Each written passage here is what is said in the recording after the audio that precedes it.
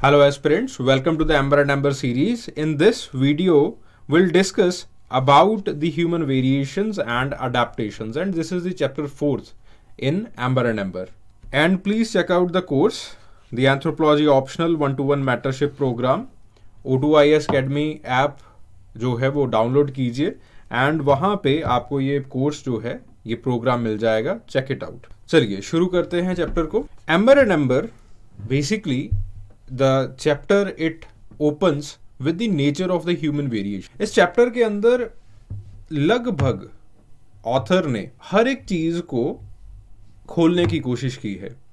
पहले उन्होंने human variations के बारे में डिस्कस किया है, that what is the nature of human variations.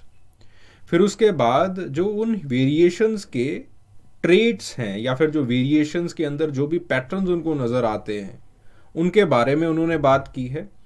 फिर उसके बाद उनके बेसिस क्या हैं, क्या जेनेटिक बेसिस हो सकते हैं, क्या नॉन जेनेटिक बेसिस होते हैं, कहाँ पे अडेप्टेशंस होती हैं, कहाँ पे म्यूटेशंस होती हैं, क्या म्यूटेशन सच में इतनी ज़्यादा प्रबल चीज़ है कि वो इतनी बड़ी वेरिएशन जो है वो क्रिएट कर सकते हैं. देन उसके बाद in this chapter he has also discuss the cultural variations और द कल्चरल अडेप्टेशंस. ठीक है, जो कि एंथ्रोपोलॉजी का बहुत इंपॉर्टेंट पार्ट रहता है. फिर उसके बाद उन्होंने ह्यूमन रेसिस तक जो है वो चीज़ों को टच किया है और फिर बायोलॉजिकल मार्कर्स तक जो है ये जो चैप्टर टच करता हुआ निकलता है. देखिए, मैं पहले भी इस चीज़ के बारे में हम जो लोग डिस्कस कर चुके हैं, that this book shall not give you a complete set of content for the UPSC examination, but certainly it can give you an understanding of or the nature of the anthropology as a discipline. तो अक्सर हम लोग amber and amber पढ़ने की बच्चों को advice देते हैं जब उनके पास टाइम होता है. ठीक है, if you do not have time you can go through with this summary. ठीक है, इसके अंदर जो चीज़ें इंपॉर्टेंट हैं एज पर द एग्जामिनेशन उन चीज़ों को मैंने अच्छी तरीके से कवर किया है.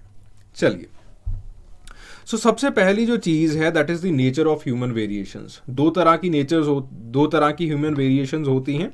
एक्सटर्नल फीचर्स के अंदर वेरिएशंस आ सकती हैं, इंटरनल फीचर्स के अंदर वेरिएशंस आ सकती हैं. एक्सटर्नल फीचर्स का मतलब है जैसे फॉर एग्जांपल स्किन कलर है, फॉर एग्जांपल हाइट है, फॉर एग्जांपल वेट है. These are the external features. ठीक है, बाहर देखने से जैसे आपके पास बालों का नेचर हो गया, किसी के घुंघराले बाल हैं, किसी के स्ट्रेट हैं. These are the external features. जब ये एक्सटर्नल फीचर्स के अंदर वेरिएशंस आती हैं देन ऑब्वियसली इसका मतलब है that there is diversity in the human beings.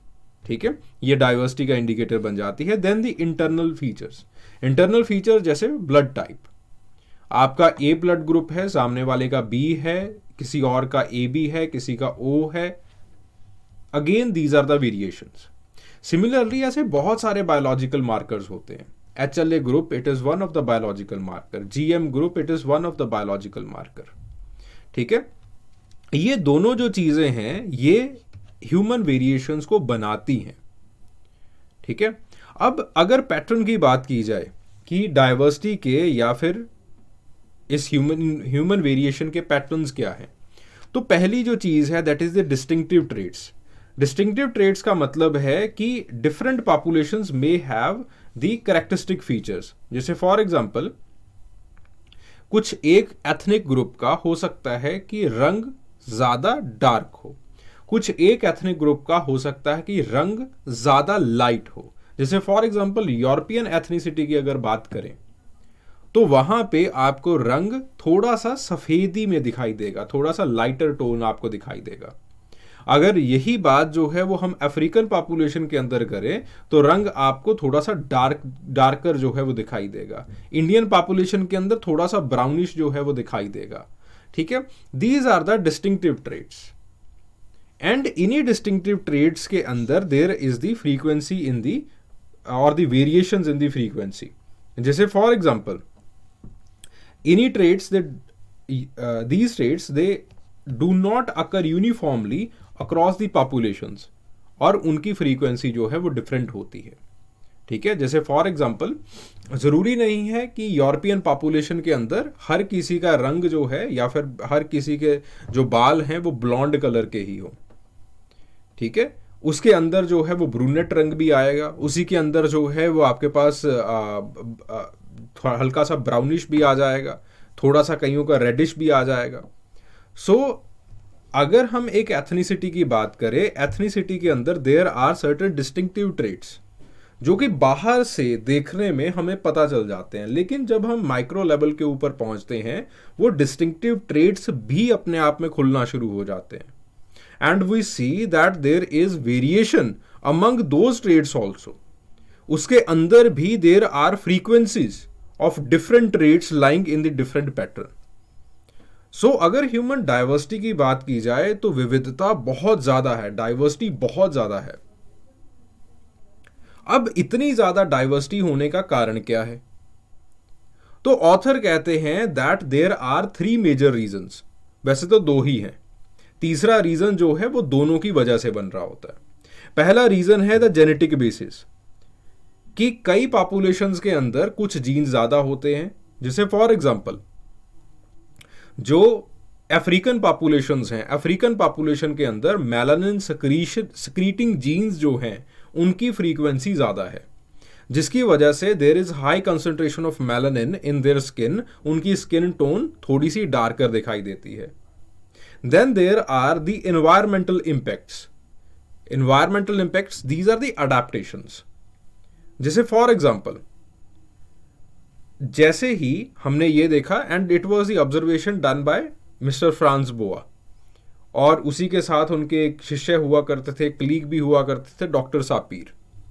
उन्होंने ये ऑब्जर्वेशन की कि जैसे ही जापानीज इमिग्रेंट्स हवाई के अंदर आते हैं या फिर कैलिफोर्निया के अंदर आके सेटल होना शुरू होते हैं, तो उनके जो बच्चे हैं उनका करेनियम कैपेसिटी बढ़नी शुरू हो जाती है, उनका सर जो है वो बड़ा होना शुरू हो जाता है। These are the environmental impacts. हुआ क्यों ऐसा? बिकॉज इन अमेरिका या फिर जिस रीजन के अंदर आके वो लोग रह रहे थे वहां पे हल्की सी जो ठंड है वो ज़्यादा पड़ती है। ज़्यादा ठंड होने की वजह से जो आपकी करेनियम कैपेसिटी है इट एक्सपैंड्स, बिकॉज सर आपका जो है it's a heat producing machine, heat की ज़रूरत पड़ती है।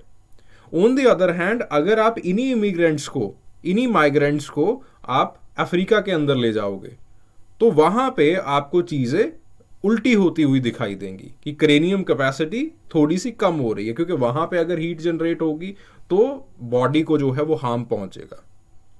These are the environmental impacts. ठीक है, अब there is interaction between the genes and environment. मैं अगेन एक एग्जांपल लेके आपको ये चीज समझाता हूं। जैसे जो सबसे पहला इंसान था वो यूरोप के अंदर आया, यूरोप के अंदर रहना शुरू हुआ। अब यूरोप के अंदर दिक्कत क्या थी? यूरोप के अंदर बहुत ज़्यादा ठंड पड़ती थी उस समय के ऊपर, और वहाँ पे सनलाइट एक्सपोजर कम होने की वजह से मेलानिन का कंसंट्रेशन डिक्रीज करना था। मेलानिन का कंसंट्रेशन डिक्रीज करने के लिए देयर वर सर्टन म्यूटेशंस जो कि जीन्स के अंदर, मेलानिन जीन्स के अंदर हुए, और मेलानिन जीन्स जो हैं वो थोड़ी सी साइलेंट हो गई, और एनवायरनमेंट ने भी इन म्यूटेशंस को प्रोपोगेट किया, जिसकी वजह से नाउ वी सी कि उन लोगों का, जो यूरोपियन लोग हैं उन लोगों का रंग जो है वो गोरा दिखाई देता है, वाइटिश दिखाई देता है, मेलानिन का कंसंट्रेशन कम है। क्यों? Because there was a mutation in the melanin genes that happened, और एनवायरमेंट को वो म्यूटेशन अच्छी लगी। तो अल्टीमेटली वी कैन सी और वी कैन से कि आपके पास जब लॉन्ग टर्म अडेप्टेशंस की हम बात करते हैं तो लॉन्ग टर्म अडेप्टेशंस के अंदर there are certain mutations in the genes, और वो म्यूटेशंस और एनवायरमेंट दोनों चीजें जो है वो एक दूसरे के साथ इंटरेक्ट करती हैं, जिसकी वजह से आज पॉपुलेशन के अंदर वो जो डिस्टिंक्टिव ट्रेट्स हैं वो बन पाते हैं। अब देखो, ऐसा तो नहीं होगा कि हर किसी के अंदर वो म्यूटेशन हो रही है, हर किसी के पास जो है वो वैसी ही म्यूटेशन जो है वो रहेगी, ऐसा नहीं होगा। किसी के पास वो म्यूटेशन रहेगी, किसी के पास वो म्यूटेशन या फिर वो जीन्स जो म्यूटेटेड जीन्स हैं वो नहीं होंगे। Thus there will be the variations in the frequency. Similarly किसी के अंदर किसी और जीन की म्यूटेशन होगी, किसी और की नहीं होगी। सो आपके पास इस तरह से there is huge amount of diversity within that distinctive ethnic group also. ठीक है। सो इस तरह से दोनों चीजें, एनवायरमेंट और जीन्स, दोनों चीजें एक दूसरे के साथ खूब रिएक्ट करती हैं, खूब इंटरेक्ट करती हैं। And eventually, due to this reaction with each other, that genetic diversity or the diversity in the human beings, it is made. अब बात आती है that what is the processes in the human variations and the adaptations. जो पहला process है human variation के अंदर, that is the mutation. Mutation, बहुत सारे जेनेटिक्स का मानना है that the mutation it is the raw material of variation. ठीक है। डुबोस इसके अंदर जो है वो एक नाम है, डिवेरिस जो है वो इसके अंदर एक नाम है, जो कि इस विचारधारा को लीड करते हैं that the mutations they are the raw material of the genetic variations. होता क्या है that mutations they are regularly happening in your gene pool. आज भी जैसे आप डेली लाइफ के अंदर काम करते हैं, आपका संपर्क बहुत सारे केमिकल्स के साथ होता है, बहुत सारे एनवायरमेंटल फैक्टर्स के साथ होता है, या फिर बहुत सारे और कुछ रेडियो एक्टिव तत्वों के साथ होता है, रेडियो एक्टिव फैक्टर्स के साथ होता है। So the mutation it keeps on going. और ये म्यूटेशंस कई बार जो है वो जर्मिनल सेल्स के अंदर भी होती है समटाइम्स। ठीक है। And these mutations these are keep on going, और ये इसी तरह से जो है वो चलती रहती हैं। और इवेंचुअली व्हाट हैपन्स इज कि कई बार ये म्यूटेशंस जो हैं वो आपस में कंबाइन करती हैं और ये एक डिस्टिंक्टिव ट्रेट आपके अंदर लेके आती हैं। ठीक है। जैसे for example take the case of the European population. ठीक है। हम नियंदरथाल की बात करते हैं।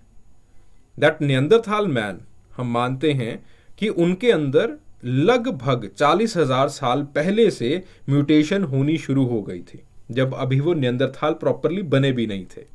उससे पहले एवोल्यूशन के दौरान ही म्यूटेशन होनी शुरू हो गई।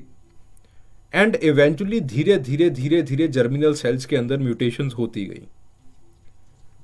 And eventually after a while जो गोरा रंग है वो कुछ नियंदरथाल के अंदर पैदा हुआ,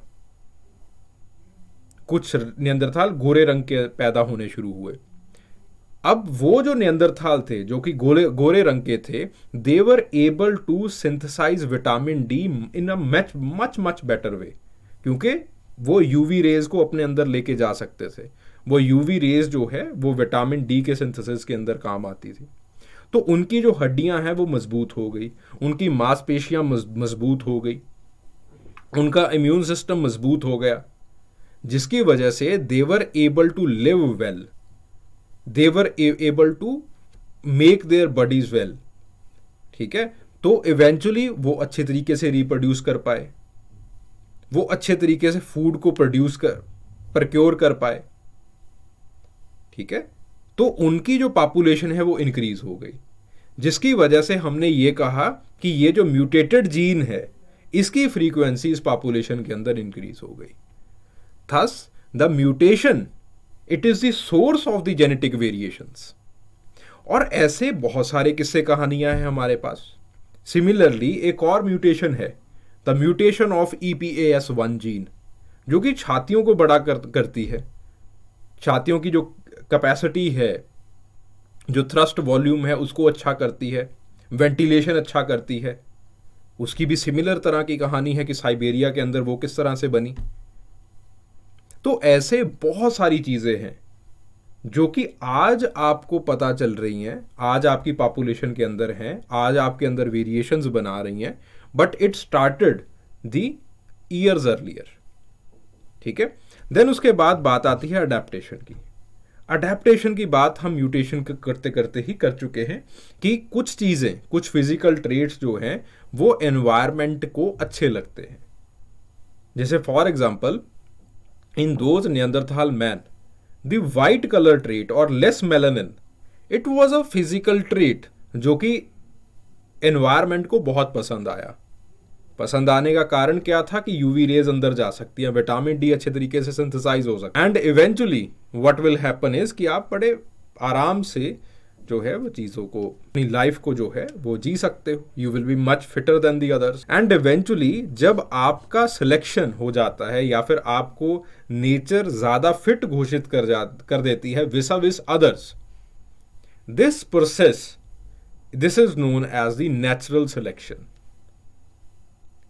ठीक है, तो ये माना जाता है that your genes they are more advantages, they are more fitter, they have more reproductive success than the other genes और अदर पर्सन जीन्स। ठीक है, देन आपके पास obviously there are certain environmental influences, obviously environmental influences रहते हैं और natural selection जो है उसी के साथ होता है। अब एम्बर एंड एम्बर के अंदर ये नियंदरथाल वाला एग्जाम्पल आपको नहीं मिलेगा, बट उन्होंने ये डार्क कलर्ड और वाइट कलर्ड मोथ वाला एक एग्जाम्पल देके जो है वो समझा रखा है।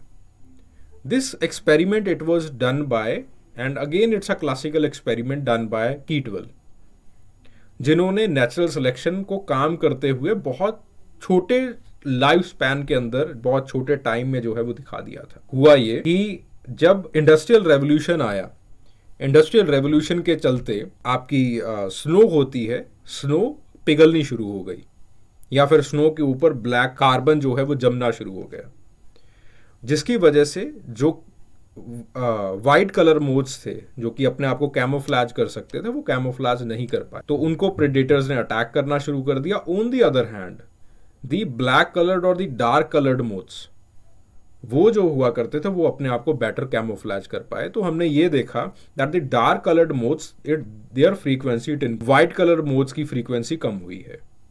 लेकिन जब एनवायरमेंटल रेगुलेशंस आए और जो एनवायरमेंट है वो दोबारा से सही होना शुरू हो गया, तो जो ब्लैक कलर्ड मोथ्स हैं या फिर डार्क कलर्ड मोथ्स हैं उनकी गिनती जो है वो कम होनी शुरू होगी, because obviously they were not able to camouflage themselves. पर एक जो देखने वाली बात है वो ये है दैट जब स्नो नहीं थी तो व्हाइट कलर मोथ्स जो है वो खत्म नहीं हुए। ब्लैक कलर्ड मोथ्स जो है जब स्नो पड़नी शुरू होगी तो ब्लैक कलर्ड मोथ्स जो है अगेन वो कभी भी खत्म नहीं हुए।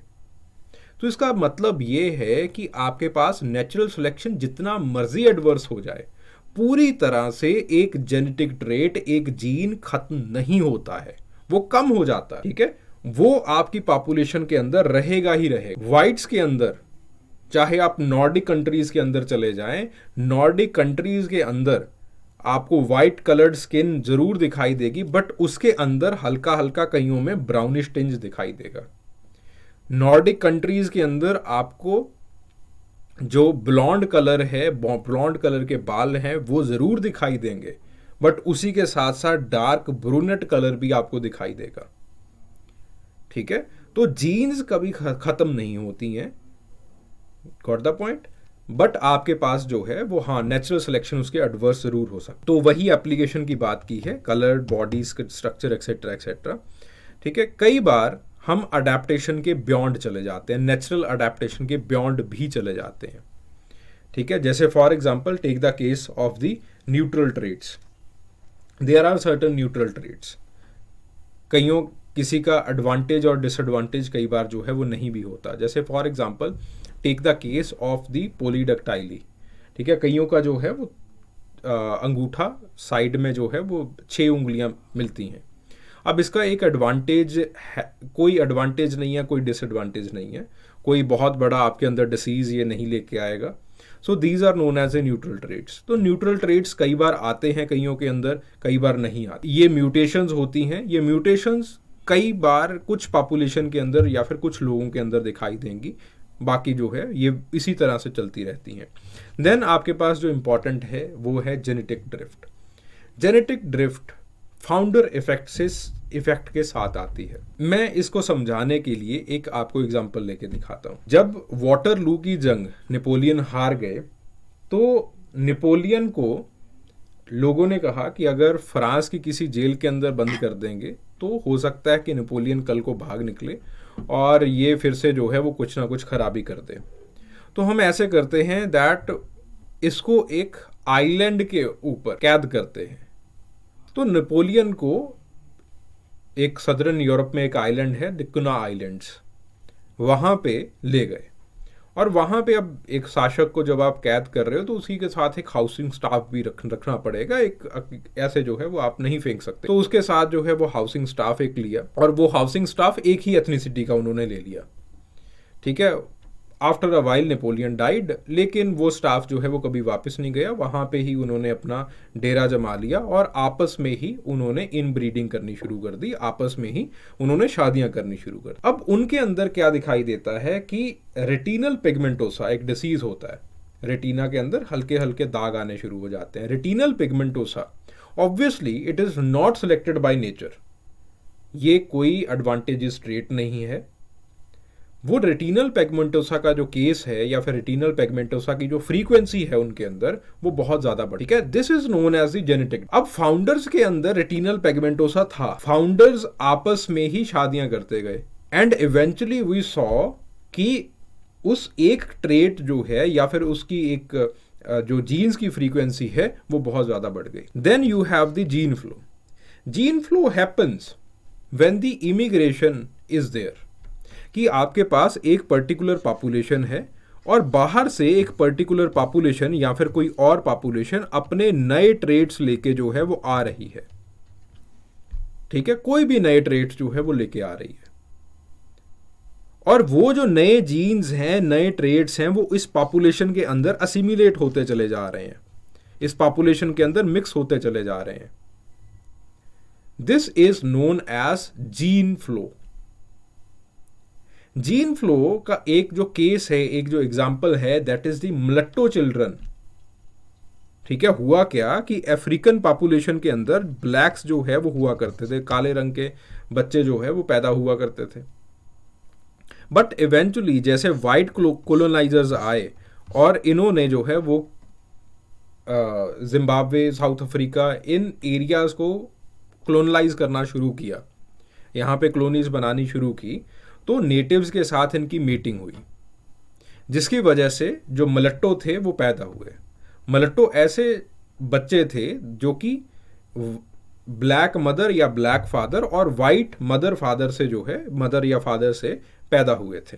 ठीक है, जिसकी वजह से ये दिखाई देता था that they had a lighter skin tone. This is the case of gene flow. Gene flow के केस में कुछ जीन्स बिना किसी म्यूटेशन के या फिर बिना नेचुरल सिलेक्शन के भी आना शुरू हो जाते हैं। नाउ सी, अब जेनेटिक ड्रिफ्ट के अंदर, जीन फ्लो के अंदर पॉपुलेशन में कुछ जीन्स की फ्रीक्वेंसी बढ़ती है या फिर कम होती है, बट इसका मतलब ये नहीं है that this is immune from the natural selection. एक बार जीन की जो फ्रीक्वेंसीज हैं इंक्रीज या डिक्रीज होंगी, it will translate into your physical features. फिर उसके बाद नेचुरल सिलेक्शन देखेगी कि इनका क्या करना है। ठीक है, सो इस तरह से बहुत अच्छे तरीके से हमें ऑथर ये समझा देता है कि आपकी वेरिएशंस जो हैं वो किस तरह से बन रही हैं। फिर उसके बाद जो अगला टॉपिक आता है दैट इज एक्लाइमेटाइजेशन वर्सेस अडैप्टेशन। एक्लाइमेटाइजेशन का मतलब है कि आप किसी एक चेंज, नाउ दीज दोनों जो चीजें हैं ये दोनों चीजें चेंज को रिप्रेजेंट करती हैं। एक्लाइमेटाइजेशन का मतलब है कि आप एक पर्टिकुलर एनवायरमेंटल चेंज को किस तरह से अपने अंदर ढालते हो, that is acclimatization. Acclimatization, these are very simple physiological responses. जैसे फॉर एग्जाम्पल, आप यहां से फ्लाइट पकड़ते हो, लद्दाख चले जाते हो। ठीक है, लद्दाख जाने के बाद आपको घुटन महसूस होनी शुरू हो जाएगी, आपकी सांस फूलनी शुरू हो जाएगी and after a period of time धीरे धीरे आपकी बॉडी जो है वो एक्लाइमेटाइज हो जाएगी। आपकी बॉडी ज़्यादा आरबीसीज प्रोड्यूस करना शुरू कर देगी, बोन मैरो, जिसकी वजह से आपकी जो सांस की फलावट है या फिर जो आपकी सांस फूल रही थी वो नहीं होगा ऐसा कुछ। This is known as acclimatization. Then उसके बाद बात आती है अडेप्टेशन। अडेप्टेशन का मतलब है कि these are the genetic responses और द जेनेटिक चेंजेस। अब लेट्स से आपने ठान लिया कि जो मेरी पुश्ते हैं आगे वाली वो लद्दाखी क्लाइमेट के अंदर ही रहे, तो इवेंचुअली नेचुरल सिलेक्शन जो है वो आपके ऊपर धीरे धीरे एक्ट करना स्टार्ट कर देगा। आप उसी पॉपुलेशन के अंदर जो नेटिव लद्दाखी हैं उस पॉपुलेशन के अंदर या फिर उनके अंदर जो है वो मीटिंग करोगे, ठीक है। देन धीरे धीरे आपका जो है वो एक जीन पूल बनेगा। जीन पूल बनने के बाद फिर नेचुरल सिलेक्शन उन फिजिकल ट्रेड्स के ऊपर या उस जीन पूल के ऊपर एक्ट करेगी। उन फिजिकल ट्रेड्स को और उन फिजिकल ट्रेड्स को बनाने वाली जो जीन्स हैं उनको जो है वो एक्सेप्ट करेगी, कईयों को रिजेक्ट कर देगी, and thus we will have a particular adapt. तो ये दोनों के अंदर डिफरेंसेस होते हैं, अक्लाइमेटाइजेशन में और adaptation. And then what is the influence of the environment, this we have already done कि नेचुरल सिलेक्शन जो है वो बेसिकली एक पर्टिकुलर एनवायरमेंटल कंडीशन से जो है वो पैदा होती है, ठीक है। एंड द एनवायरनमेंट ये कुछ वेरिएशंस बिना किसी जेनेटिक चेंजेस के अंदर भी, चेंजेस के साथ भी जो है वो कर सकती है।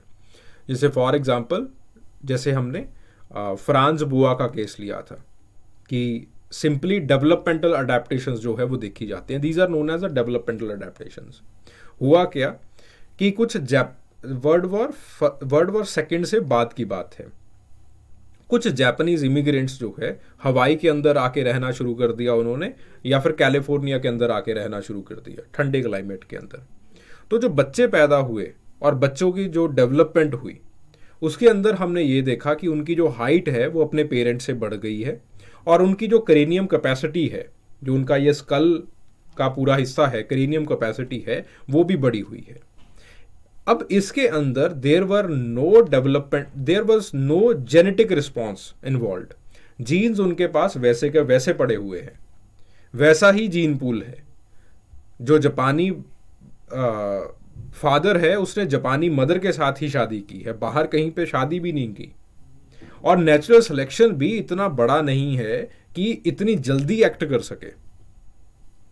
सो हुआ क्या, these are known as the developmental adaptation, कि कई बार एनवायरनमेंट इस तरह से एक्ट करती है कि कुछ चीज़ों को, कुछ फिजिकल ट्रेड्स को वो एक्सेप्ट करती है, कुछ फिजिकल ट्रेड्स को वो धीरे धीरे कम करना शुरू कर देती है, ठीक है। Then what is the nature of the climatization, it is not genetic. ये सारी चीज़ें हम कर चुके हैं। ये टेम्परेरी हो सकती है, लॉन्ग लास्टिंग नहीं होती है। जैसे फॉर एग्जांपल कोल्ड क्लाइमेट के अंदर जाते हो, कांपना शुरू कर देते, ठीक है। थोड़ा सा लॉन्ग टर्म 15-16 दिन जो है वो कोल्ड क्लाइमेट के अंदर रहते हो, तो धीरे धीरे आपका मेटाबॉलिक रेट इंक्रीज हो जाता है और कंपन बंद हो जाती है, ठीक है। देन उसके बाद एक्लाइमेटाइजेशन और जेनेटिक अडेप्टेशन में क्या रिश्ता है, ठीक है। ये रिश्ता बहुत सिंपल सा है। एक्लाइमेटाइजेशन एक शॉर्ट टर्म रिस्पॉन्स होता है, लेकिन अगर बहुत टाइम तक आप उसी एक पर्टिकुलर एनवायरनमेंट में रहते रहते हो तो धीरे धीरे धीरे धीरे जेनेटिक अडेप्टेशन की तरफ आपकी गाड़ी बढ़ना शुरू कर देती है।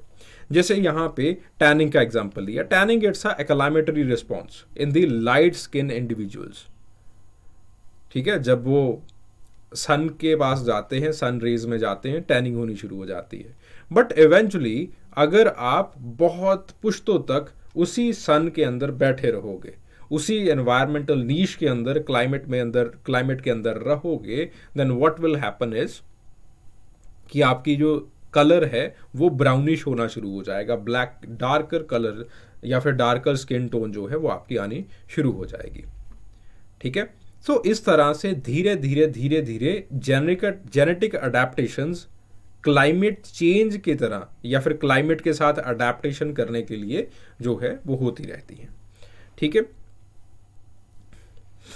अब इसके अंदर आगे चल के जो ऑथर हैं वो कल्चर का रोल समझने की कोशिश करते हैं कि कल्चर का रोल और आपकी जो बॉडी की डेवलपमेंट है, बॉडी की एक्लाइमेटाइजेशन है, बॉडी की अडेप्टेशन है, उसके ऊपर क्या पड़ता है। कल्चर के अंदर कुछ ऐसी चीजें आती हैं जो कि आपकी जेनेटिक अडेप्टेशंस को और एक्लाइमेटाइजेशन दोनों को इन्फ्लुएंस करती है।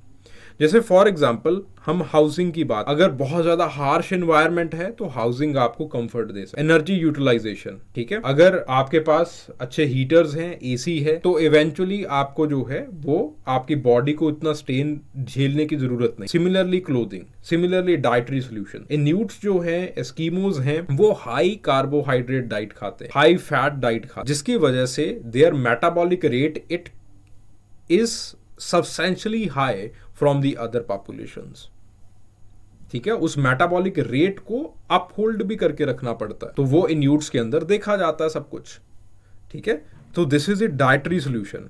अगर वही चीज वो ना खाएं तो इवेंचुअली धीरे धीरे बॉडी कोलैप्स होना शुरू हो जाएगी।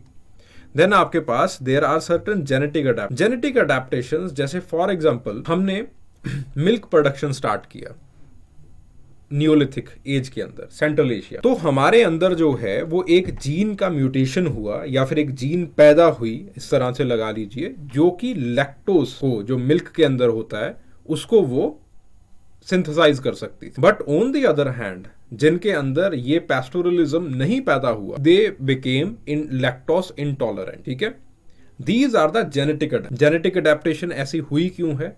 बिकॉज मिल्क ड्रिंकिंग, या फिर जो हमने देखा कि अगर हम पशु का पालन करना शुरू कर देंगे, पशुपालन साथ के साथ होना शुरू हो जाएगा, डोमेस्टिकेशन ऑफ एनिमल होना शुरू हो जाएगा, it will add our source of food, energy add, जिसकी वजह से ये म्यूटेशन जो है वो हुआ। Got the point?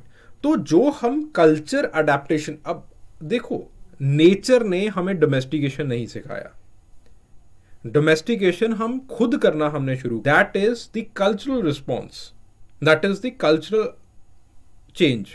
अब कल्चर के अंदर एक चेंज आया, इस कल्चरल चेंज की वजह से आपके जेनेटिक मेकअप के अंदर चेंज आया। तो कई बार कल्चरली हम कुछ ऐसी चीजें करते हैं जिसकी वजह से आपके जीन्स जो हैं वो चेंज हो जाते। अब कई बार ऐसा होता है कि कल्चर के अंदर कुछ ऐसी चीजें हो रही हैं जिनकी वजह से फिजिकल मेकअप तो चेंज हो रहा है, बट आपका जेनेटिक मेकअप नहीं चेंज हो रहा। जैसे फॉर एग्जांपल कई बार कल्चरल प्रैक्टिसेस इंटेंशनल एलिटरेशंस भी करती हैं। जैसे कुछ एंडियन एलिट्स हुआ करते थे, इनका जब सिविलाइजेशन हुआ करती थी एंडियन माउंटेन्स के अंदर, तो वहां पे ये देखा जाता था कि बच्चे, ये कोई एलियन नहीं है, तो हुआ क्या कि बहुत टाइटली जो है वो इस तरह से एक क्लोथ, जैसे ही बच्चा पैदा होता था उसको बांधना शुरू कर दिया जाता था सर के ऊपर। ठीक है, तो इवेंचुअली व्हाट हैपेंड वाज कि रोज अगर आप ये क्लोथ जो है वो टाई करोगे और बहुत जोर से टाई करोगे, तो आपका जो स्कल है वो ऊपर की तरफ इस तरह से बढ़ना शुरू हो जाता है। अब ये physical feature, it is not deleterious, it is not at all advantageous, but this physical adaptation or the physical alliteration, it is created by the cultural practice। अब ये सिर्फ और सिर्फ एक physical alliteration है, इसने जीन्स के ऊपर कोई प्रभाव नहीं डाला। तो जब उन्होंने इस चीज को बांधना बंद किया तो हेड उनके बिल्कुल नॉर्मल हो गए। ठीक है, सो कई बार आपकी ऐसी कल्चरल प्रैक्टिसेस होती हैं जो कि फिजिकल एलिटरेशंस पैदा कर देते। What the point? तो what are the physical variations in the human population? कई बार जो है वो आपके पास एक्सटर्नल वेरिएशंस होती हैं, जो कि हमने ऑलरेडी कर ली है बात। स्किन कलर के अंदर, हाइट के अंदर, फेशियल फीचर्स के अंदर कुछ इंटरनल होती हैं, एक्सेट्रा एक्सेट्रा।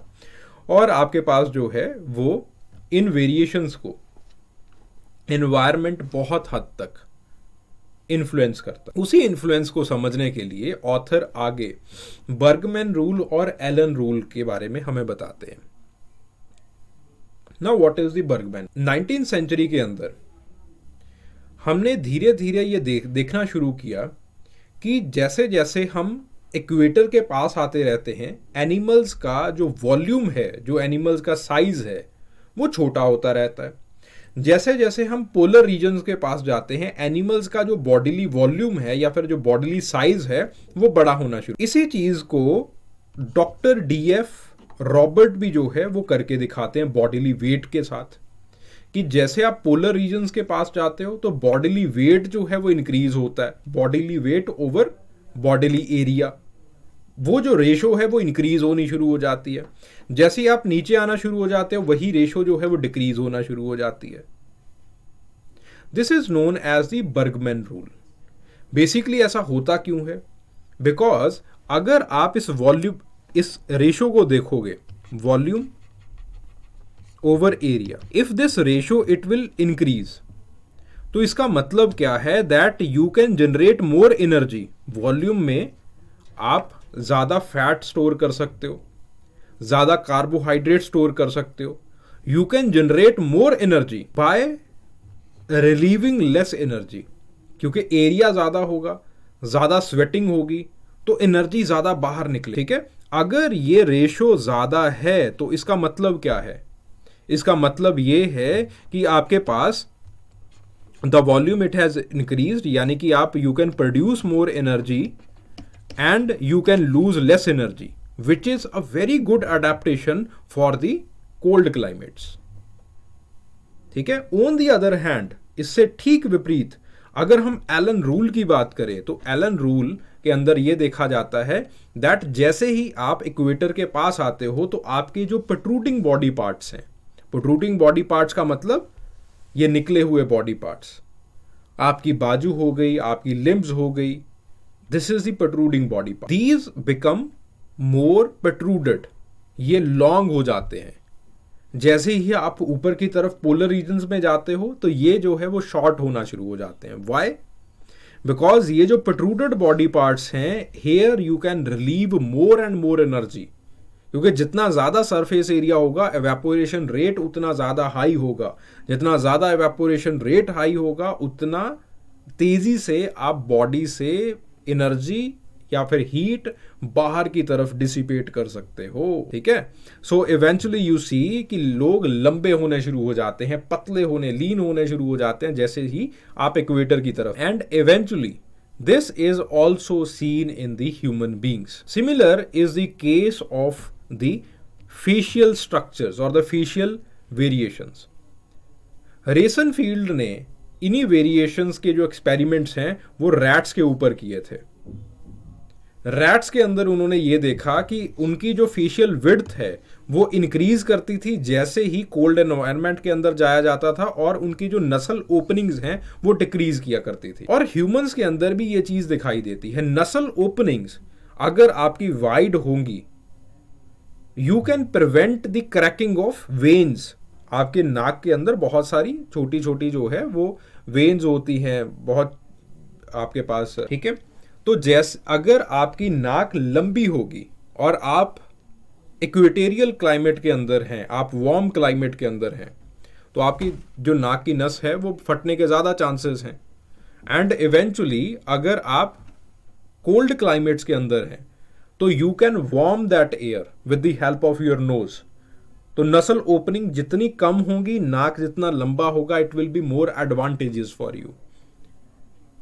ठीक है, तो eventually we see this happening this according to the environment, कि आपके पास जो है जो नोज है वो ब्रॉड, शॉर्ट और फ्लैट नोज होता है in the humid climates. On the other hand in the drier and the cold climates, drier climates most often जो नोज है वो लॉन्ग होता है, थिन होता है, और आपके पास जो है वो ताकि ज्यादा से ज्यादा एयर को ह्यूमिडिफाई कर सको। Similar is the case of the skin. अब ऑथर स्किन कलर के साथ साथ हमें एक और चीज के साथ भी जो है वो इंट्रोड्यूस करवाते हैं, that is the concept. The concept of race it was made on the basis of the skin colour. और इवेंचुअली हमने ये मानना शुरू कर दिया था कि शायद जिनका रंग डिफरेंट होता है तो उनके जीन्स जो हैं, जो कि इंटेलेक्ट को बना रहे होते हैं या फिर कुछ फिजिकलिटीज को बना रहे होते हैं, वो भी डिफरेंट होते हैं और they are dependent upon that particular colour. और इसी के साथ एक मिसकंसेप्शन पैदा हुआ जिसको हमने रेसिज्म कहना शुरू कर। तो ऑथर यहाँ पे इस चीज को पूरी तरह से डिसिपेट करते हैं, खत्म करते हैं। वो कहते हैं कि स्किन कलर बेसिकली दो चीजों के ऊपर डिपेंड करता है। जो पहली चीज है वो है मेलानिन का पिगमेंटेशन, प्रीडोमिनेट यही रहती है। दूसरी होती है the amount of blood in the small vessels that is the capillaries in the skin, जिसकी वजह से कई बार आपका रंग जो है वो लाली के अंदर लाल आना शुरू हो जाता है। ठीक है, तो इवेंचुअली ये दो फैक्टर्स जो हैं, दोनों के दोनों फैक्टर्स जो हैं, they are dependent upon the environment. so both of these things they depend upon the environment and there is a relationship between the skin color and the climate also। जैसे for example ग्लॉगर rule है। ग्लॉगर rule basically mammals और birds के ऊपर सबसे पहले test किया गया इन दी warmer climates, और हमने ये देखा था that in the warmer climates अगर आपके पास मॉइस्चर कंटेंट और वार्मथ जो है वो ज़्यादा बढ़ जाती है, हीट ज़्यादा बढ़ जाती है, देन कंसिक्वेंटली वी सी कि आपके पास जो है वो डार्कर स्किन टोन होना शुरू हो जाता है। And it is also relevant to the humans कि जैसे ही आप इक्वेटर के नियर जाना शुरू कर देते हैं, ज़्यादा मॉइस्ट क्लाइमेट के अंदर उसी के साथ जाना शुरू कर देते हैं, तो pigmentation of melanin it increases. ठीक है, उसकी इंटेंसिटी बढ़ जाती है। सो आपके पास जो है वो तीनों चीज़ें, जो आपका स्किन कलर है, स्किन टोन है, आपकी बॉडी की फिजिकलिटी है, वो तीनों चीज़ों के ऊपर डिपेंड करती है। स्किन पे आपका जो सनलाइट है, आपका मॉइस्चर है, और उसके साथ जो है वो किस तरह से अडेप्टेशन हो रहा है। ठीक है, पहली चीज़ है skin pigmentation and climate. Obviously if you are going into the sunny regions you will have the darker skin pigmentation, basically because it has an advantage.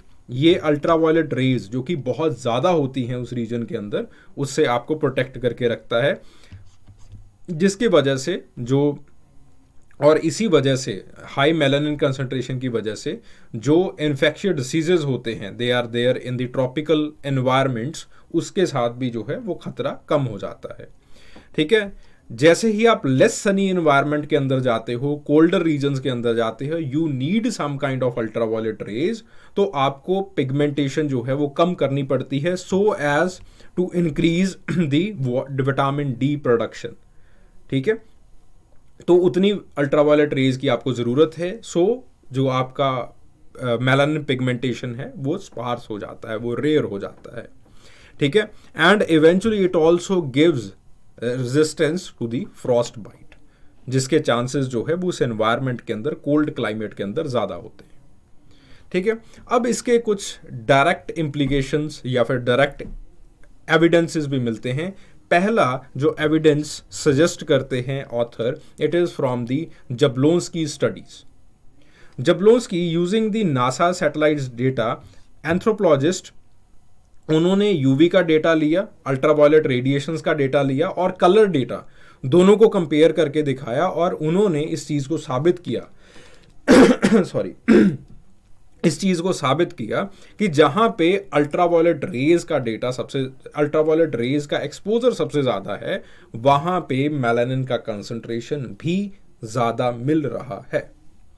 But here the native American Indians they are an exception. ठीक है, exception क्यों है? क्योंकि हमने ये माना है that it has been hypothesized कि उनका जो माइग्रेशन है to Americas it has been quite recent. ठीक है, जिसकी वजह से उनका जो पिगमेंटेशन है, जो स्किन पिगमेंटेशन है, वो चेंज नहीं हुआ है। सो जो नासा से हमने अल्ट्रावायलेट रेज का डेटा लिया था वो भी ठीक इसी पैटर्न के अंदर था, और इसी पैटर्न के अंदर जो है वो आप देखिए आपको स्किन कलर भी नजर आ रहा होगा। ठीक है, so adaptation to the high altitude अगला जो पार्ट आता है आपके चैप्टर का। नाउ हाई अल्टीट्यूड के अंदर व्हाट आर द चैलेंजेस? जो पहला चैलेंज आता है that is the percentage of the oxygen. Oxygen की परसेंटेज कम हो जाती है। ठीक है, हाइपोक्सिया का केस आना शुरू हो जाता है। It causes the discomfort. इस डिस्कम्फर्ट की वजह से जो इमीडिएट रिस्पॉन्स या फिर जो इमीडिएट फिजियोलॉजिकल रिस्पॉन्स होता है दैट इज कि आपकी सांस फूलना शुरू हो जाती है। ठीक है, एंड इवेंचुअली धीरे धीरे जो है वो आपके पास आपकी सांस फूलना शुरू हो जाएगी, फिजिकल एक्टिविटीज आप नहीं कर पाएंगे, and after a period of time अगर आप कुछ देर उस क्लाइमेट के अंदर रहते हो, उस एनवायरनमेंट के अंदर रहते हो, यू विल सी कि आपकी सांस धीरे धीरे नॉर्मलाइज हो रही है। ऐसा क्यों होता है? बिकॉज आरबीसीज का जो प्रोडक्शन है बोन मैरो के अंदर, इट इंक्रीजेस। ठीक है, आपकी पिट्यूटरी ग्लैंड इस चीज़ को सेंस कर लेती है कि भैया अगर आरबीसी का प्रोडक्शन नहीं बढ़ाया तो ये तो हाफ हाफ के मर जाएगा। ठीक है, तो pituitary gland sends the signal to your bone marrow कि आरबीसीज का जो कंसंट्रेशन है, प्रोडक्शन है, उसको इंक्रीज कर दीजिए। ठीक है, तो वो प्रोडक्शन इंक्रीज हो जाता है, जिसकी वजह से जो ऑक्सीजन कम आपकी बॉडी के अंदर असिमिलेट हो रहा होता है due to the higher RBC count, वो जो है वो पूरा होना शुरू हो जाता है। अब ये देखा जाता है that some of the populations they are living there for million of years, millions ना कह दें तो लैक्स ऑफ ईयर्स। जैसे for example Himalayan population, Sherpas की पॉपुलेशन है, नेपाली शेरपा। ठीक है, तिब्बतियंस की पॉपुलेशन है, वो उस एरिया के अंदर बहुत समय से रह रही हैं। एंडियंस की पॉपुलेशन है, वो उस एरिया के अंदर बहुत समय से रह रही हैं। ठीक है, और एलिवेशन जो है वो 17,000 फीट से ज़्यादा का एलिवेशन दिखाई देता है, और वहाँ पे हाइपोक्सिया के सिम्टम्स आपको दिखाई देते हैं, लेकिन they are working very finely. उसका कारण जो है that is the genetic adaptation. ठीक है, there is a gene called EPAS1 gene. EPAS1 gene एक ऐसा म्यूटेटेड जीन है जो कि इनके अंदर पाया जाता है, एंड जनरली इसकी वजह से इनका जो थोरैसिक वॉल्यूम है, जो उनका वेंटिलेशन है, इट इंक्रीजेज मेनी फोल्ड्स। इनकी लंग कैपेसिटी बहुत ज़्यादा हाई होती है हम लोगों से, जो कि लो लैंड पॉपुलेशन के ऊपर रह रही होती हैं, जिसकी वजह से जो ऑक्सीजन ट्रांसफ़र है वो भी बहुत अच्छे तरीके से हो रहा होता है। ठीक है, so varied adaptation along the population, इसी चीज़ को जो है वो दिखाया है कि इनके अंदर जो है वो आपके पास जो हाई ड्वेलर्स हैं उनका जो चेस्ट साइज है, लंग साइज है, इट इज़ जनरली इंक्रीज्ड। और ये इनका एक डेवलपमेंटल रिस्पॉन्स के अंदर भी ये चीज़ जो है वो देखी जाती है। जैसे बच्चा डेवलप होता है, लेट्स से मैं उसका एक सिंपल सा ग्राफ ड्रॉ करूं, बाहर निकल गया ये, अगर उसका एक सिंपल सा ग्राफ ड्रॉ किया जाए, लेट्स से यहाँ पे छोटा सा, ठीक है, this is his height and this is time. तो जैसे जैसे टाइम व्यतीत होता रहता है तो उसकी जो हाइट है वो इंक्रीज होनी शुरू हो जाती है, and this is known as the growth spurt. Growth spurt का मतलब है कि प्यूबर्टी के वक्त एकदम से हाइट जो है वो इंक्रीज करती है, दैट इज ग्रोथ स्पर्ट। और उनका जो चेस्ट का वॉल्यूम है वो ग्रोथ स्पर्ट के बाद इंक्रीज होता है, इस तरह से। ठीक है, इतना ज्यादा ऑब्वियसली नहीं इंक्रीज होगा, बट एक ट्रेंड मैंने आपको दिखाने की कोशिश की है। बट इन दी हाईलैंड्स ये चीज बिल्कुल उल्टी हो जाती है।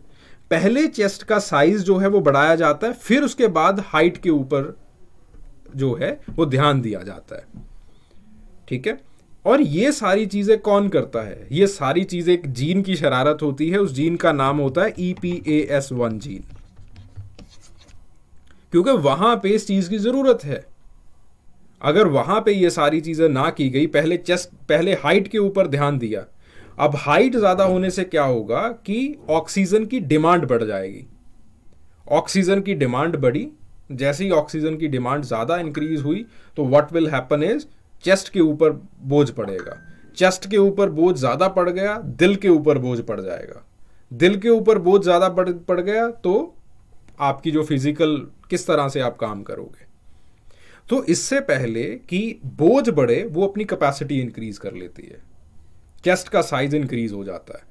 अब चेस्ट का साइज ज़्यादा बड़ा होने की वजह से, वेंटिलेशन सरफेस एरिया ज़्यादा होने की वजह से, अगर हाइट इंक्रीज उसके बाद होती भी है, the things can be compensated very effectively. ठीक है, फिर उसके बाद बात आती है ह्यूमन हाइट की।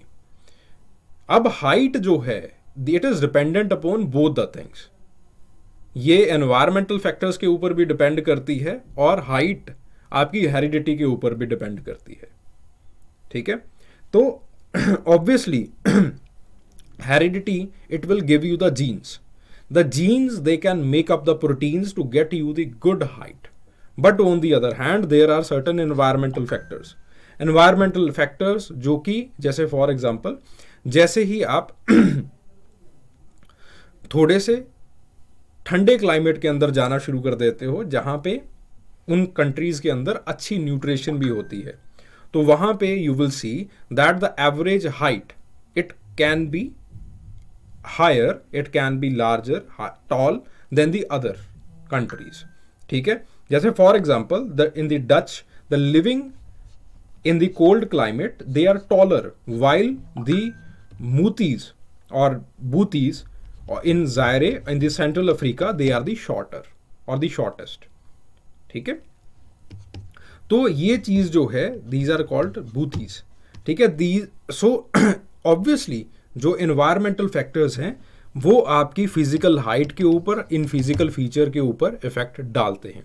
उसी के साथ साथ there is nutrition, there is socio economic status, जो कि अगेन हाइट के ऊपर जो है वो इम्पैक्ट देगा। अगर अच्छा न्यूट्रिशन है तो ऑब्वियसली स्टेंटिंग के चांसेस कम होंगे। अगर आपके पास सोशो इकोनॉमिक स्टेटस अच्छा है, अगेन स्टेंटिंग के चांसेस जो है वो कम होंगे। उसी के साथ साथ देयर आर डिसीजेस, जो कि whether you will have a normal height और स्टेंटेड हाइट, इस चीज को जो है वो बात करेंगे। जैसे for example take the example of 2019 economic survey of India.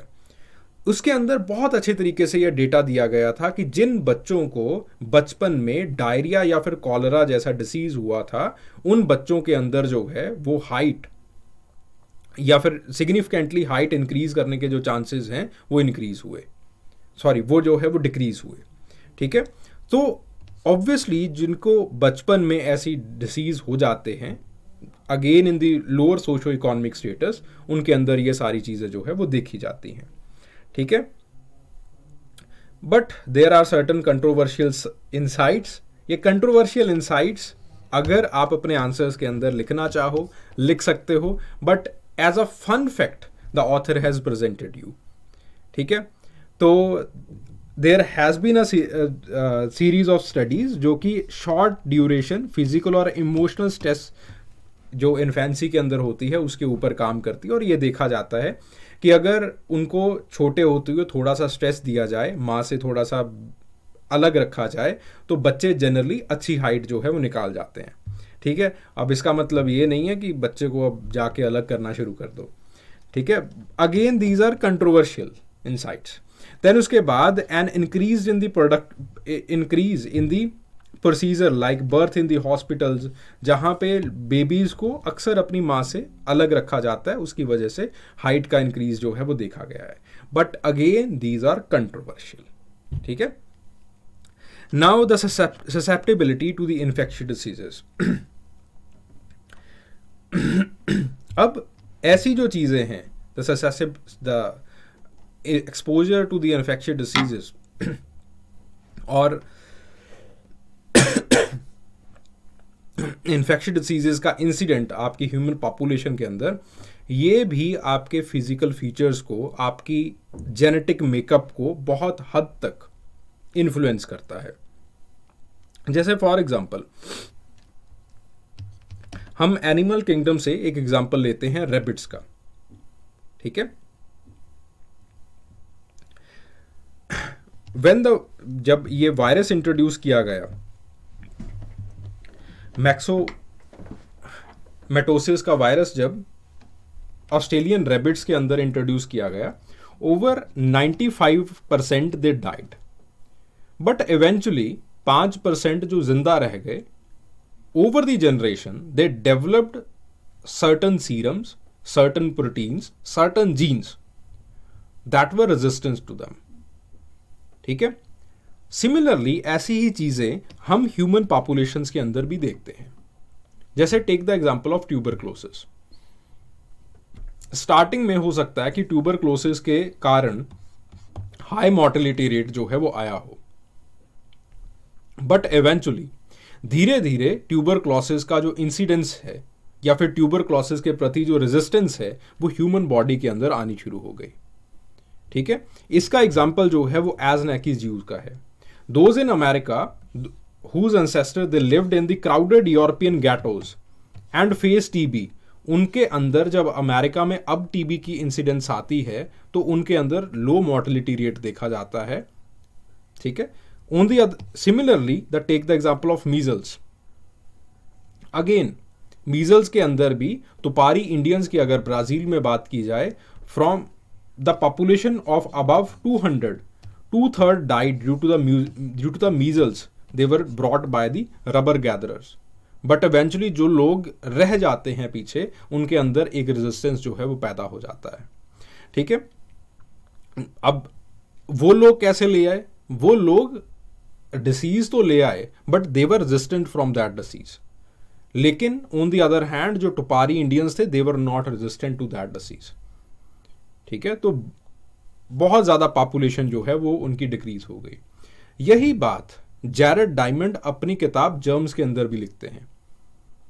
ठीक है, तो उनकी किताबों के अंदर अक्सर इस चीज़ की, ऐसे टॉपिक्स की जो है वो बातें आती हैं. देन उसके बाद जो है the factors increasing the susceptibility. तो जो पहला फैक्टर है that is the genetic homogeneity. ठीक है, नेटिव्स के अंदर यही दिक्कत आती है that the natives generally because globalization की वजह से वो एक दूसरे के साथ इंटरमिंगल नहीं हुए होते, जेनेटिकली दे आर होमोजिनस. तो कोई भी डिसीज आता है, उस डिसीज की वजह से पूरी प्रोबेबिलिटी रहती है कि वो पूरी तरह से वाइप आउट हो जाएं. इसीलिए ये जो ह्यूमन सफारीज हम जिनको कहते हैं कि अंडमान आइलैंडर्स के अंदर या फिर अंडमान के अंदर जाके जो टूरिस्ट हैं वो पोर्ट प्लेयर वाली बस पकड़ के अक्सर जो है वो रुक जाते हैं ताकि वो ट्राइबल्स के साथ जो है वो किसी तरह का संपर्क कर सकें. इस चीज़ को सरकार रोकती है. रोकने का कारण यही है दैट समटाइम्स, और भगवान ना करे अगर आपसे कोई जर्म उन्होंने जो है वो ले लिया, तो पूरी की पूरी पॉपुलेशन उस जर्म के कारण तबाह हो सकती है. ठीक है, देन उसके बाद there are certain cultural factors जो कि इन जर्म्स के प्रति आपकी वनरेबिलिटी भी इंक्रीज करता है. जैसे यनामो इंडियंस के अंदर है frequent inter village visits and non isolation of the sick people, जिसकी वजह से अक्सर डिसीज जो है वो बहुत तेजी से स्प्रेड करते हैं. देन उसके बाद जो है पॉपुलेशन डेंसिटी, ये भी डिसीजेस के प्रति आपकी वनरेबिलिटी को इंक्रीज या डिक्रीज करता है. For example in the Hunter gatherers, छोटा सा विलेज है, ठीक है, जहां पे जो है वो हर्डर्स रहते हैं, हंटर गैदरर्स रहते हैं.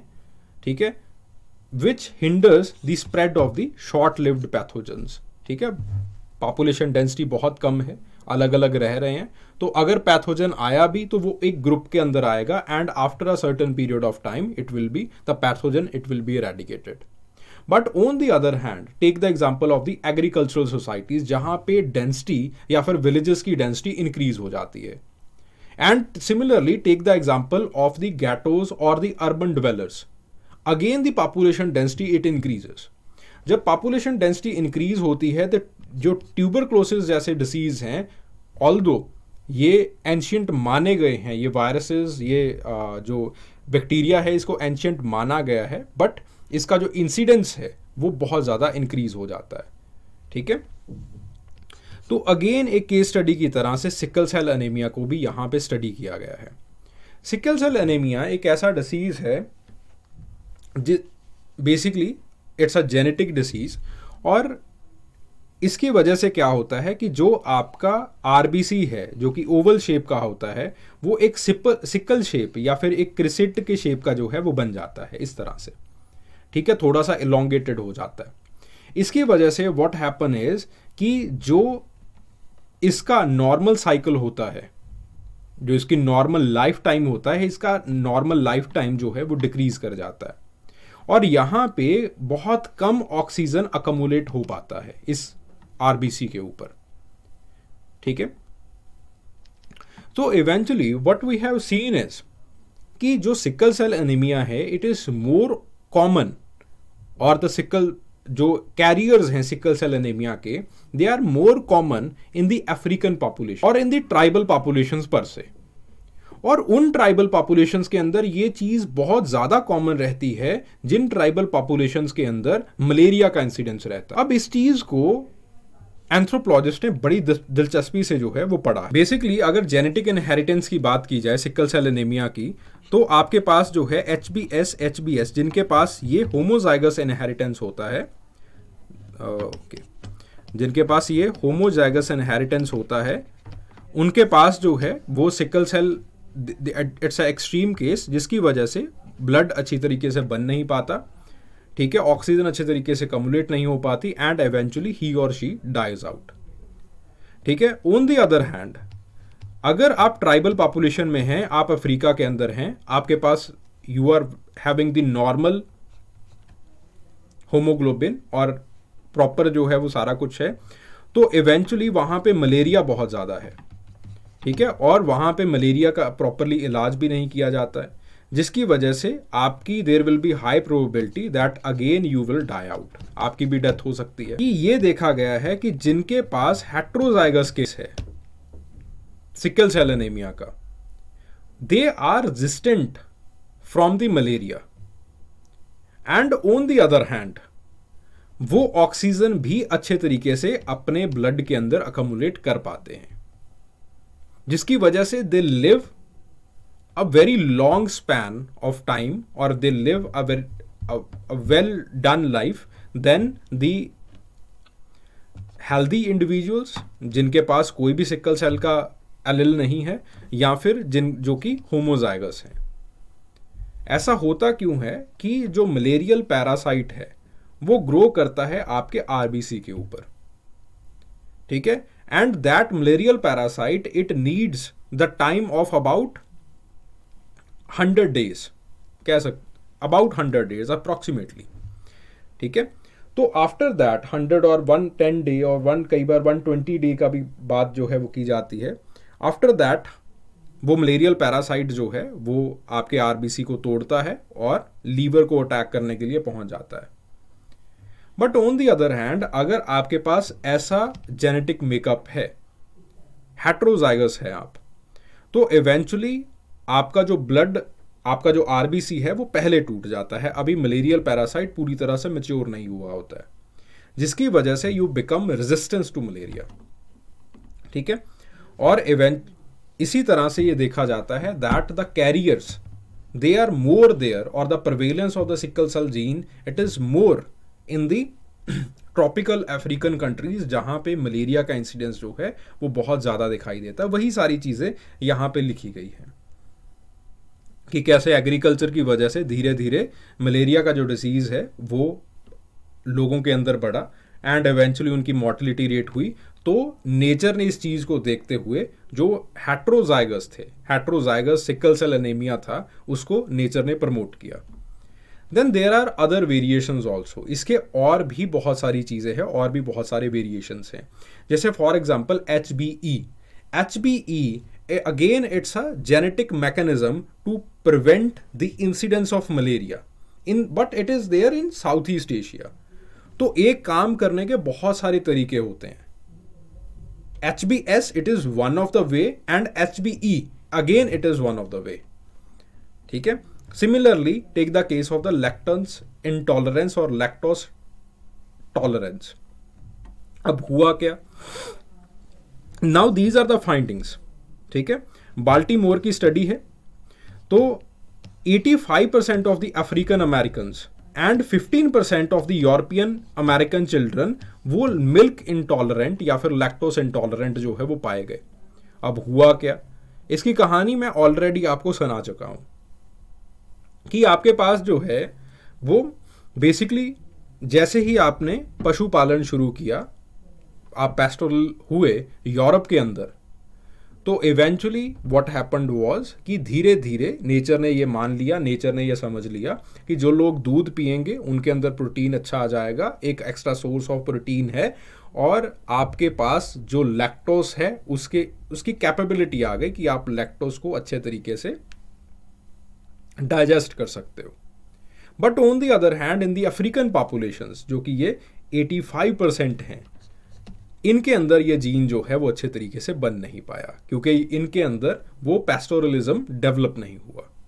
तो कई बार ये जो कल्चरल प्रैक्टिस है इससे भी आपके जीन्स के ऊपर प्रभाव पड़ता है, ठीक है।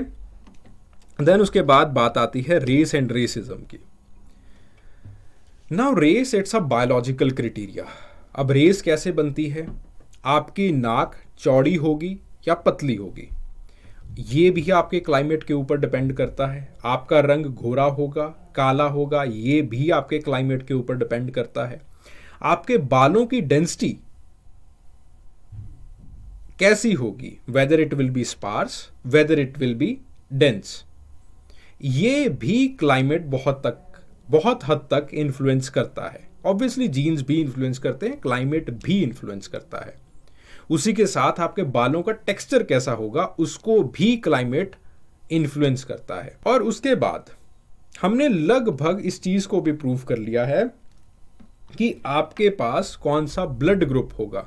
तो हिस्ट्री के अंदर जो डिसीजेस के साथ आपका प्रिवेलेंस रहा, या फिर जो डिसीजेस आपको रहे, आपके पूर्वजों का रहे, वो इन्फ्लुएंस करते हैं कि आपके पास कौन सा ब्लड ग्रुप होने के चांसेस हैं।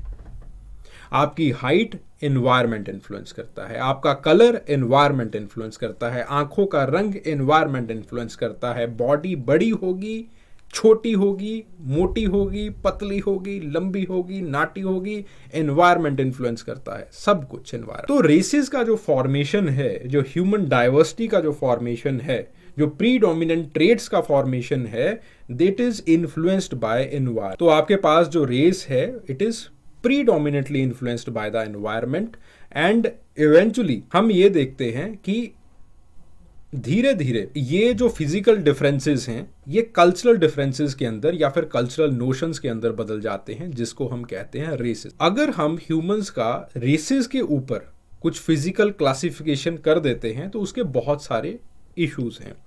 पहला इशू है the lack of the distinctive group. अगर हम ये मान लें कि यूरोपियन पॉपुलेशन सबकी लंबी नाक है, सबकी लंबी हाइट है, सबका रंग एकदम सफेद है, बिल्कुल गलत। डिस्टिंक्टिव ट्रेट्स आपके पास प्रॉपरली नहीं होते हैं ह्यूमंस के अंदर। हमेशा humans they are made of the continuous traits. ऐसे डिस्क्रीट ट्रेट्स ह्यूमन के पास बहुत कम आते हैं। देन उसके बाद there is inconsistency of classifications. Starting हमने की थी दैट देयर आर 3 रेसेस। आज 37 से ज़्यादा रेसेस को हम क्लासीफाई कर सके हैं, और हमने देखा है कि जितनी क्लासिफिकेशन हम करते जाते हैं उतनी ज़्यादा डाइवर्सिटी और ज़्यादा बढ़ती जाती है। Then there are the clinal variations. दिक्कत ये है, इसकी वजह से इनकी इनकंसिस्टेंसी ज़्यादा है। अगर आप भारत की ही बात करो, जैसे आप नीचे की तरफ जाते रहोगे तो कंटिन्यूअसली आपको रंग डार्कर होता हुआ दिखाई देगा। जैसे ही आप कश्मीर की ऊपर की तरफ आते रहोगे, वैसे ही आपको जो रंग है वो सफ़ेद होता हुआ, लाइटर होता हुआ दिखाई देगा। Similar is the case of the nose shape.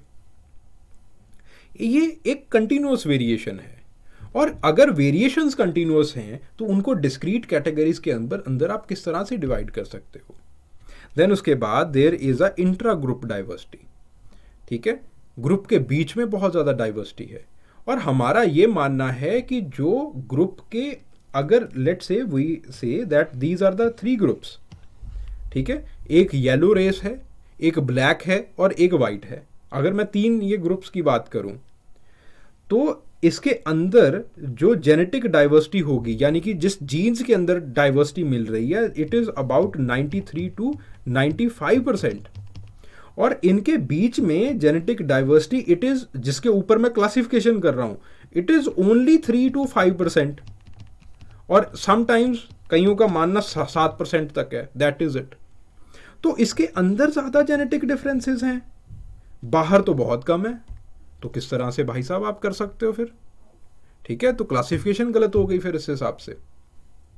तो इस तरह से हमने जो है वो इस चीज़ को और इस रेस के क्लासिफिकेशन को इग्नोर किया है। फिर उसके बाद रेस और कल्चर, या फिर रेस और सिविलाइजेशन, ये दोनों चीज़ें आपस में मिलती जुलती कई बार होनी शुरू हो जाती हैं, दिखाई पड़नी शुरू हो जाती हैं। हमने ये देखा कि ज़्यादातर जो ब्लैक लोग हैं वो अफ्रीका के अंदर कंसंट्रेटेड हैं, and due to some historical factors the African countries they got into the under development cycle, and the European countries जिनकी जो सफ़ेद थी, जो त्वचा थी वो सफ़ेद रंग की थी, they became more and more developed.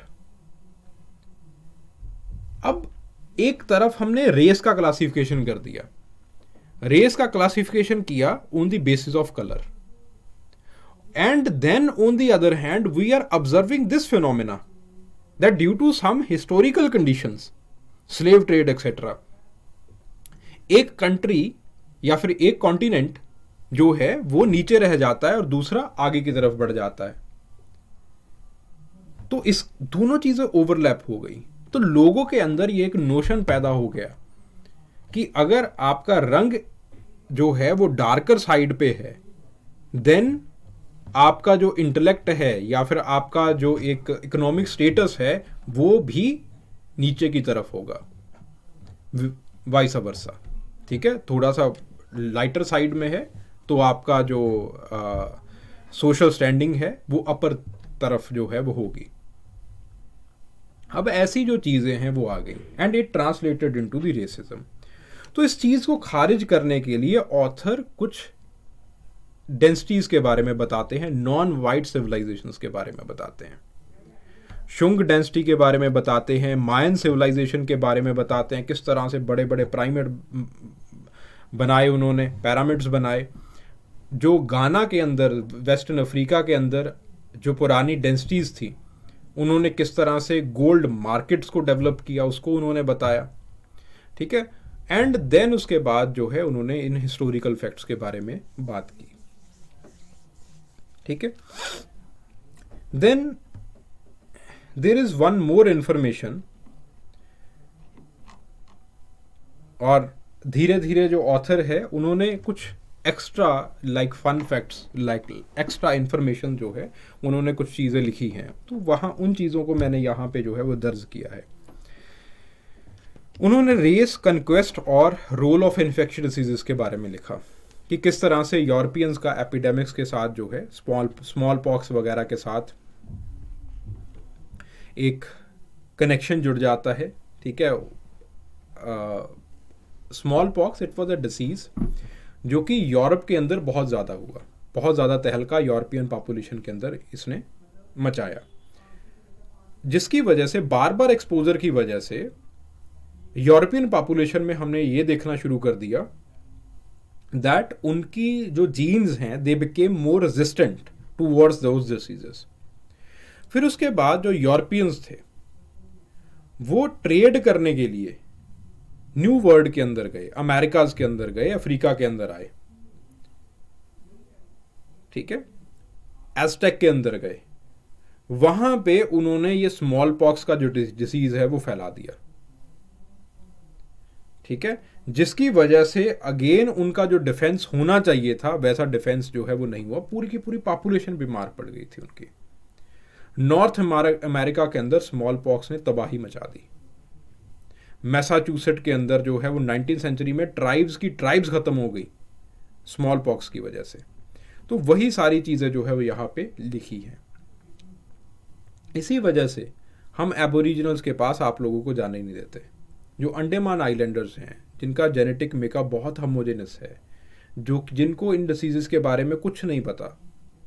आपका एक गलत मूव पूरी की पूरी पॉपुलेशन को ख़त्म कर सकता है, पूरी की पूरी जेनेटिक पूल को ख़त्म कर सकता है। Then race and behaviour. अक्सर हमने ये बात कहनी शुरू कर दी, अक्सर हमने ये बात बनानी शुरू कर दी कि अगर आप एक पर्टिकुलर रेस से बिलोंग करते हो तो आपके जीन्स अलग हैं, आपके जीन्स अलग हैं तो आपके हार्मोन्स अलग हैं, आपके हार्मोन्स अलग हैं तो आपका बिहेवियर भी अलग होगा। तो रेस और बिहेवियर हमने दोनों को जो है वो तुलना, एक दूसरे के साथ हमने जो है वो उसकी तुलना करनी शुरू कर दी। रुस्टन अपनी एक किताब लिखते हैं, किताब का नाम है रेस, एवोल्यूशन एंड बिहेवियर, और रुस्टन उसके अंदर जो है वो बिहेवियर डिफरेंसेस लिखते हैं between the negroids, caucasoids and mongoloid race. ठीक है, ठीक है, और अगेन वो जो है वो sexual practices, parenting, social divergence, family structure, ये सारी चीज़ों के बारे में जो है वो बताते हैं। ठीक है, और रुस्टन posits that this behavior disparities they are due to the genetic adaptations in the response to the environment.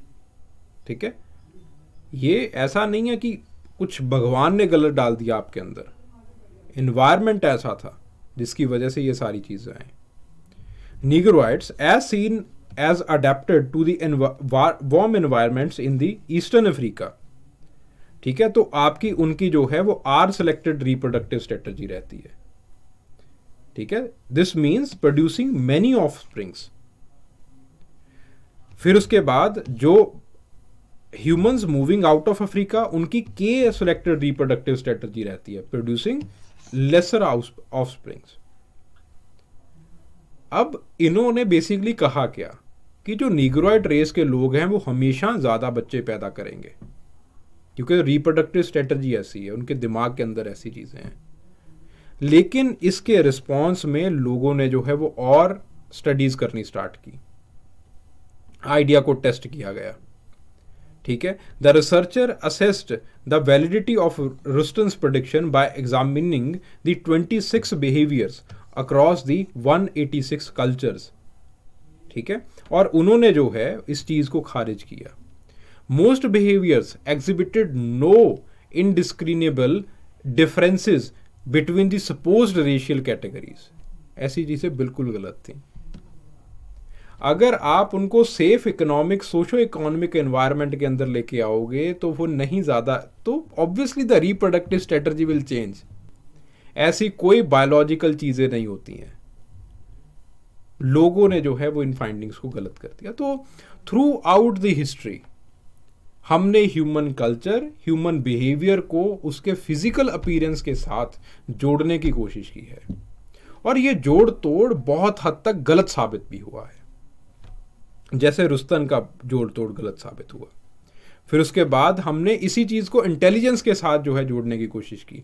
19th century के अंदर जो रिसर्चर्स थे, उन रिसर्चर्स ने क्रेनियल ग्राफ्स बनाने शुरू कर दिए।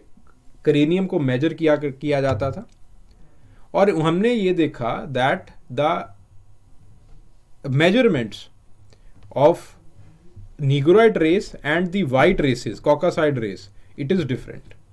नीग्रोइड रेस की जनरली क्रेनियल कैपेसिटी थोड़ी सी कम होती है उन विसाविस जो कॉकासाइड रेस है उसकी हायर एंड्स के ऊपर होती है। तो आपके पास एक स्कल थ्योरी जो है वो पैदा हो गई।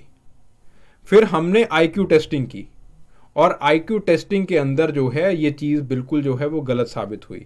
और उसके अंदर एक ये आपके पास जो है वो ओटो क्लाइनबर्ग के findings I. Kleinberg analysis revealed that the blacks from the north they scored higher than those of the south. ऐसा क्यों है? क्योंकि blacks of the north they were getting good education. The blacks of the south they were not getting so. तो ये तो भाई साहब बिल्कुल मिसकंसेप्शन है। तो यहां से उन्होंने इस चीज को बताया कि आपके पास जो क्रेनियल कैपेसिटी है इसका कोई लेना देना नहीं है आपकी आईक्यू के साथ। सो ऐसी बहुत सारी कंट्रोवर्शियल थ्योरीज जो है वो पैदा हुई है, जैसे फॉर एग्जांपल जेंसल्स प्रोपोजिशन। जेंसल की प्रोपोजिशन ये थी कि जीन्स आईक्यू स्कोर को इन्फ्लुएंस करती हैं, तो एक रेस हमेशा ज़्यादा इंटेलिजेंस रहेगी दूसरी रेस से। बिल्कुल गलत बात, बिल्कुल कचरा। फिर उसके बाद the bell curve controversy. Bell curve controversy Murray की किताब है, 1994 की किताब है। उसने जो है इस कंट्रोवर्सी को रीइग्नाइट किया था। बेल कर्व द इंटेलिजेंस, इसने कहा that intelligence is largely inherited, ठीक है। और आपके पास जो अफ्रीकन अमेरिकन हैं वो ज़्यादातर सोसाइटल डिसएडवांटेज के अंदर जिए हैं, जिसकी वजह से उनका लोअर इंटेलिजेंस स्कोर रहेगा। फिर उसके बाद इसको भी एक स्टीरियोटाइप की तरह हमने खारिज कर दिया। अब जो फ्यूचर वेरिएशंस हो रही हैं, the future variations they are more technological, they are more cultural. इसके अंदर धीरे धीरे बायोलॉजी का योगदान, बायोलॉजी का कंट्रीब्यूशन कम होता जा रहा है, ठीक है। अब धीरे धीरे जो आपके जैसे for example stem cell technology आ गई, क्लोनिंग होनी शुरू हो गई, खास करके क्रिस्पर टेक्नोलॉजी आ गई, जीन एडिटिंग होनी शुरू हो गई, एम्ब्रो ट्रांसप्लांटेशन होना शुरू हो गया, डिजाइनर बेबीज बनने शुरू हो गए, and we are dreaming to create a perfect human being with the help of the designer technology. तो इस तरह से अब नेचुरल सिलेक्शन नहीं रहा, अब आर्टिफिशियल सिलेक्शन की उम्र आ गई है। ठीक है, तो ये था हमारा chapter the human variations and adaptations. ठीक है, ह्यूमन वेरिएशंस एंड अडेप्टेशन के अंदर ऑथर ने बड़े आराम से और बहुत ही खूबसूरत तरीके से रेस के जैसे टॉपिक को टच किया है। उन्होंने ह्यूमंस के अंदर किस तरह से अडेप्टेशंस होती हैं, ह्यूमंस के अंदर क्या हिस्ट्री रही है डिसीजेस की, और उन डिसीजेस की वजह से किस तरह से जीन्स को इम्पैक्ट हुआ है, हर एक चीज़ को बहुत अच्छे तरीके से आराम से उन्होंने टच किया है। सो इस वीडियो को अच्छे तरीके से देखिए और इसके अंदर जो हमारे लिए रेलेवेंट है, जो इन्फॉर्मेशन हमारे लिए रेलेवेंट है, जो हमारी समझ बना सकती है, उसको मैंने डिस्कस किया है। ठीक है, चलिए, thank you very much, hope you enjoyed the lecture, thank you.